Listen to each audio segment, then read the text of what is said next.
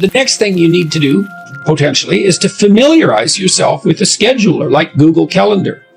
So the first thing to do is open it, and then maybe to figure out how to put in a task and then a repeating task. And might be a pretty simple one to begin with. It's like, well, why don't you list waking up and specify a time, or going to bed and specifying a time, an approximate time anyways, or put in the schedule when you eat.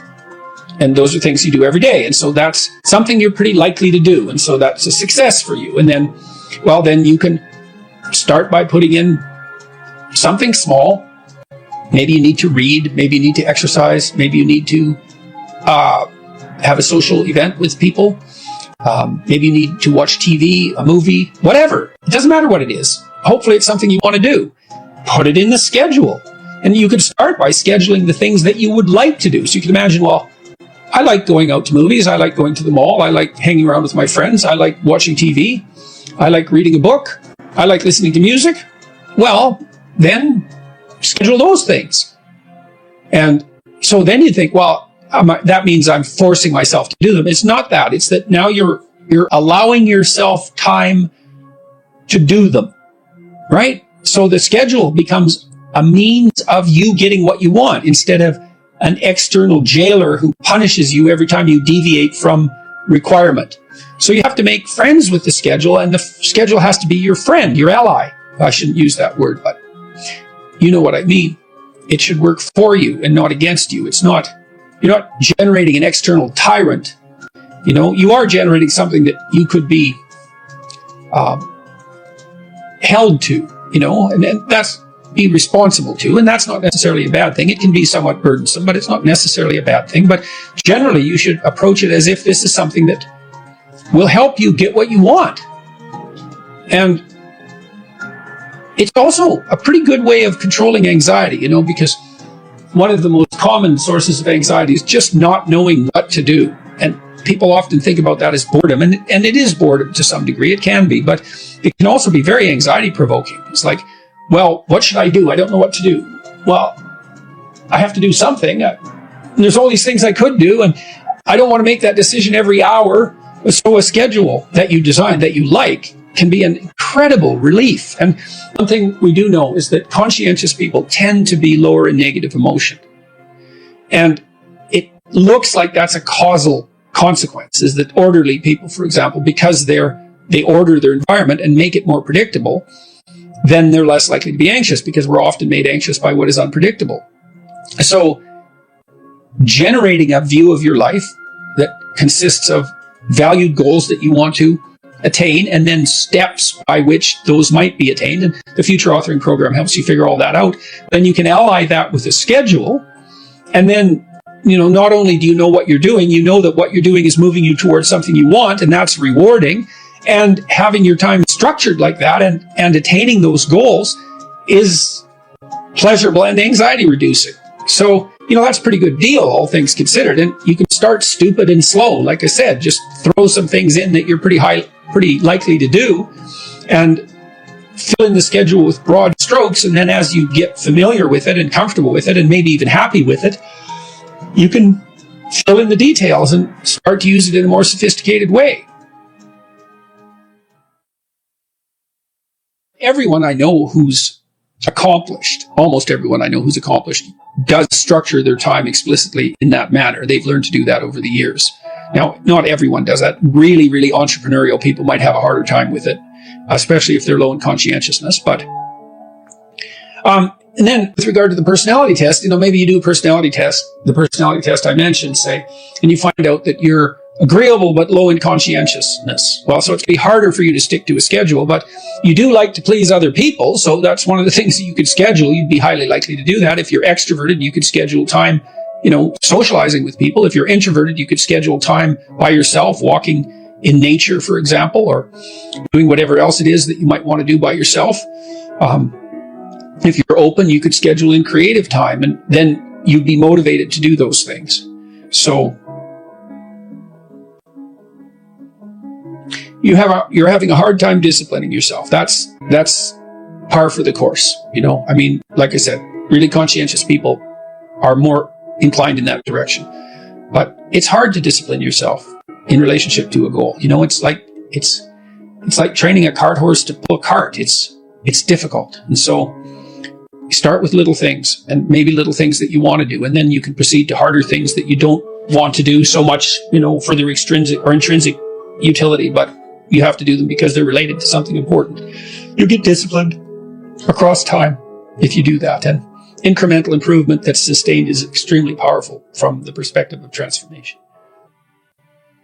One of the things you deal with very commonly if you're a clinical psychologist, apart from depression and anxiety, is, well, behavior therapists offer assertiveness training. And now, the people who need assertiveness training are often people who are too agreeable, compassionate, polite by temperament. Now, the problem with that is that they let people walk all over them because they don't stand up enough for themselves. And the consequence of that is they get resentful, and then they get bitter, and then they get conniving, and then they'll mob. And so, because they'll do anything for everyone else, but they push themselves beyond their limits, and then they won't even recognize the limits because they feel, well, if I'm not doing everything for you, then I'm not a good person. It's like, no, a good person does a little for you. Like if I'm acting properly with you, say in this conversation, there's something in it for you, and there's something in it for me, right? And we want that to be reciprocal. And so the cost of me bending too far in your direction is that I'll become bitter and resentful and conniving. And resentment is an unbelievably toxic state of being. It starts out with the admission that life is brutally difficult and sometimes unbearably brutally difficult. And you can see the progressives playing with that notion. It's warped into this sense of victimization, but it does reflect some understanding of the underlying tragic reality of life. And so it's good to get that right out on the table to begin with. Say, well, you're miserable. You have your reasons, and they might be deep reasons. But if you let the misery demoralize you and make you bitter and cynical and cowardly and make you withdraw, then first of all, that's a failure in the highest sense on your part, and all it's going to do is make everything worse. And then you might think, well, what do you have to respond to that? How do you respond to that catastrophe and challenge? And the answer is, and this is what Rocky is telling his son in no uncertain terms, is like, terrible as things are, there's a lot more to you than you can possibly imagine. And that if you face those things forthrightly and with some faith and courage, then you can have the adventure of your life and prevail even over catastrophe.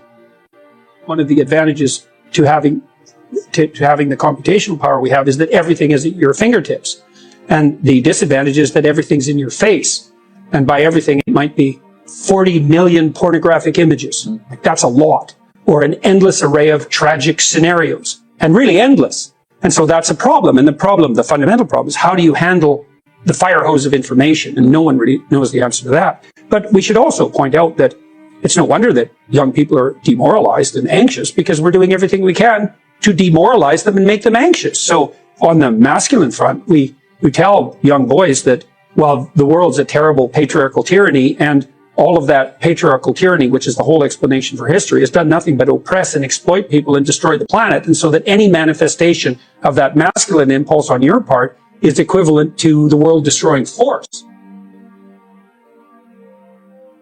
If you want to stand up for yourself, you have to have your goals and your vision well laid out and well defined, and then you have to have a strategy that is matched to those goals, so that you know what you want, so that you know when you're not getting it. Otherwise, you're left with a vague sense of dissatisfaction and resentment, and that's a very, very difficult thing to articulate. And if you can't articulate it, then you can't negotiate. If you know what you want and you know why, then you can make a case for yourself. Okay, so let's assume now that you've laid out a vision and a counter vision, which the Future Authoring Program also helps you do, so you know what kind of hell you want to avoid that you might drift into if you were too agreeable for the rest of your life. And that would be a hell that consisted mostly of people taking advantage of you all the time and you feeling resentful and bitter about it. Not something I would recommend. See, I think that women are agreeable because it helps them deal with infants, but it's not a great temperamental strategy for dealing with complex organizations in the adult world. So I think it's a price that women pay for also being adapted to have plenty of patience for very young children. And then you have to overcome that to some degree to put yourself forward properly in more complex hierarchies. of accomplishment. So I would say once you have your vision established, your vision for the future and your counter vision, so you're afraid of what will happen if you don't stand up for yourself, then you need to consult your resentment. Because if you're resentful about something, as far as I can tell, there's generally only two reasons. One is you should grow the hell up and quit whining. So you got to find out first if you're just feeling sorry for yourself. And you can think that through, make a pro and con case, and you can talk to somebody that you care about that. I'm not assuming that that's the reason, but that's one potential reason. If you're not merely feeling sorry for yourself, then you probably have something to say and something that you need. And you need to figure out what that is, and then you have to develop a strategy to put that forward. I've seen lots of people in my personal life and in my private practice not get what they want because, well, A, they don't specify it, and B, they don't ask for it. And if you're negotiating, say, for a raise or for promotion and so forth, you have to put yourself forward. You need to tell the person you're working for why you should be treated with more consideration or respect, or have more resources devoted to you, or more authority shifted to you. And you have to make a case for that, a compelling case, so that they have a reason to attend to you. And they're not going to notice, because most managerial types are so overloaded with work that they never notice when anything's going right. They just notice the things that are going wrong. So you need to make a plan. You have to have a strategy that goes along with that plan. You have to have articulated arguments for why a certain form of treatment is appropriate to you. And then you have to have the courage to put that forward. And I guess you have to remember that you owe yourself as much as you owe other people. You have to take care of yourself like you take care of other people. And that's a moral duty. And if you practice that, you can do it. And a lot of that's also associated with telling the truth. You know, you don't have a better friend than the truth, even though it can be very harsh in the short term. And so if you're unhappy at work because you're being taken advantage of, then you have to strategize yourself out of that. You have to learn to negotiate. And a lot of that also means that you have to overcome your hesitancy to engage in conflict. And you got to think about it this way.